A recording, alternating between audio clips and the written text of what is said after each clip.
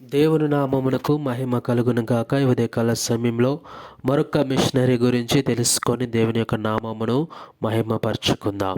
ఆ యొక్క మిషనరీ యొక్క పేరు హెన్రీ కాన్స్టంటైన్ హక్స్టబుల్. ఈయన మార్చ్ 8, 1826లో జన్మించినారు. ఆయన డాక్టర్ ఏ హక్స్టబుల్ కుమారుడు మరియు ఇంగ్లాండ్లోని బ్రిస్టల్లో జన్మించారు.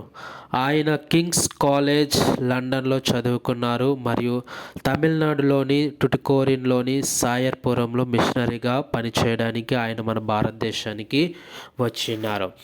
1852లో ఆయన మరియు ఆయన భార్య అయిన ఎలిజా అమియర్ 1826 నుండి 1901 వరకు మాత్రమే ఆమె జీవించింది. వారిరువురు కూడా మద్రాసులో ఉన్నప్పుడు వారికి కుమారుడు అయిన హెన్రీ ఆంథోనీ జన్మించారు.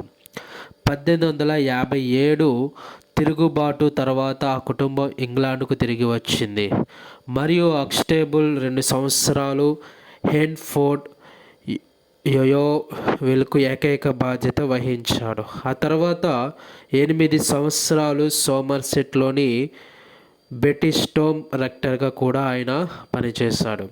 1867లో ఆయన ఫోర్ట్ లూయిస్లోని సెయింట్ మేరీస్ చర్చ్కి మారిషన్ బిషప్గా నియమితులయ్యారు.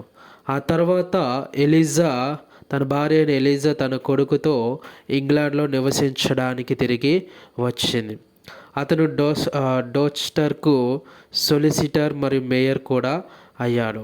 ఆయన 1870 నుండి ఆగస్టు 1871 వరకు కూడా మరణించినంత వరకు కూడా ఆయన మారిషన్ బిషప్గా కూడా ఆయన పనిచేశారు.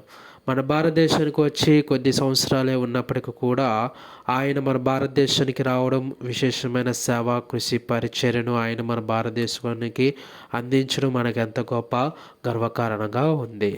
ఆమేన్.